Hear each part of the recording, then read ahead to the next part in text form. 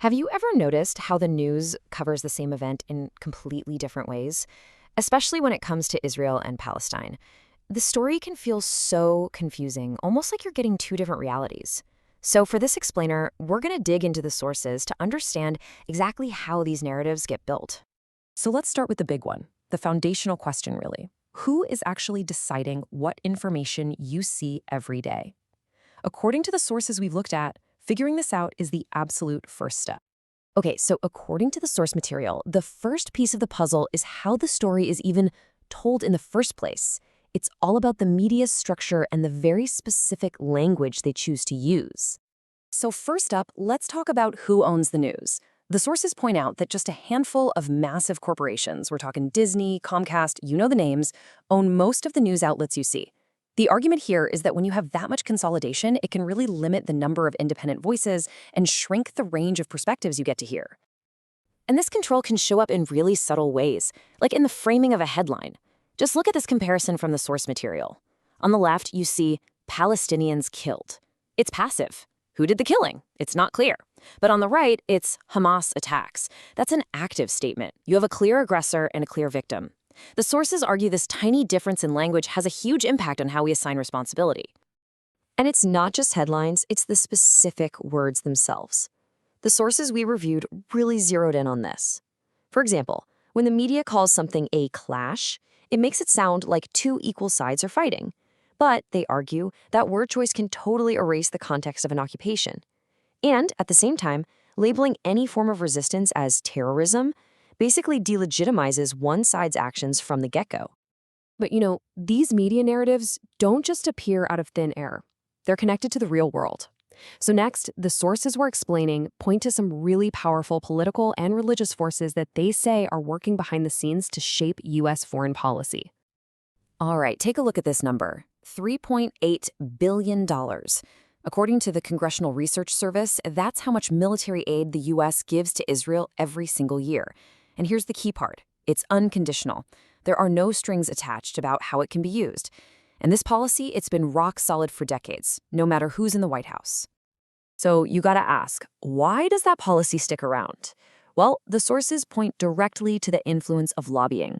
Groups like AIPAC, the American Israel Public Affairs Committee, spend millions every year, and you can track this on sites like Open Secrets to make sure politicians in Washington maintain a pro-Israel stance. And it's not just about lobbying either. The sources also highlight something called Christian Zionism as another major factor. They point out that for millions of evangelical voters, supporting the state of Israel is seen as a religious duty, a fulfillment of biblical prophecy. This creates a huge influential voting bloc that puts pressure on lawmakers and even raises money to directly fund settlements. Which brings us to a phrase you've probably heard a million times: both sides. There are wrongs on both sides. It sounds fair, it sounds neutral, but the sources we analyzed argue that this framing is actually super misleading because, in their view, it completely ignores a massive power imbalance on the ground. To really get that imbalance, the sources say we have to go back in time to a piece of history that's often just left out of the daily news. It's called the Nakba, which means catastrophe in Arabic. This is the starting point for the modern Palestinian story. In 1948, more than 700,000 people were forced out of their homes and off their land to make way for the new state of Israel. And this timeline, this map, really shows you what happened next. You start with the UN's proposed partition plan in 1947. Then comes 1967 and the occupation of the West Bank and Gaza. And then you get to today, where you see Palestinian land has become these fragmented little islands, cut off by military occupation, giant walls, and settlements that are considered illegal under international law. So this really gets to the heart of what the sources call the power imbalance. On one side, you have an occupying power. It has one of the world's most advanced militaries.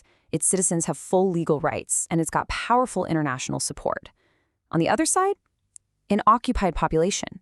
They have no army, they live under military law, and face daily restrictions like checkpoints and blockades. So when you see that stark difference, it really makes you think, right? The sources basically want us to ask ourselves, is the word conflict, which suggests two equal sides, really the right word here? Or is occupation a much more accurate way to describe what's actually happening? Okay, so after laying out all these problems with the main story, the sources don't just stop there. They also offer some ideas for anyone who wants to get a fuller, more complete picture for themselves. The first step they suggest is pretty simple, actually. Diversify where you get your news. The sources for this analysis point to human rights groups like the Israeli organization B'Tselem or Amnesty International, along with independent news outlets like The Intercept or Electronic Intifada that offer different perspectives. The sources also talk about a different kind of action, something nonviolent. It's called BDS, which stands for Boycott, Divestment, and Sanctions. It's a global movement that uses economic and cultural pressure, things like boycotting products, to push Israel to follow international law. And it's actually modeled directly on the boycott movement that was a huge part of ending apartheid in South Africa. And this is a big but, the sources are clear that challenging the main narrative isn't always easy. It can come with real consequences. Reports from groups like Amnesty International and others document how pro-Palestinian voices can be censored or deplatformed online, and how activists in the US and Europe have even faced laws trying to make boycotts illegal.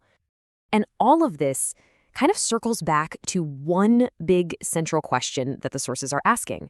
What actually happens when we as individuals stop just accepting the headlines at face value and start asking our own questions? Because at the end of the day, understanding how these stories are built isn't about someone else telling you what you should think. Not at all. It's about getting the tools you need to think for yourself. And maybe the real question is, now that you've seen how this one narrative gets put together, what other stories out there are you accepting without a second thought?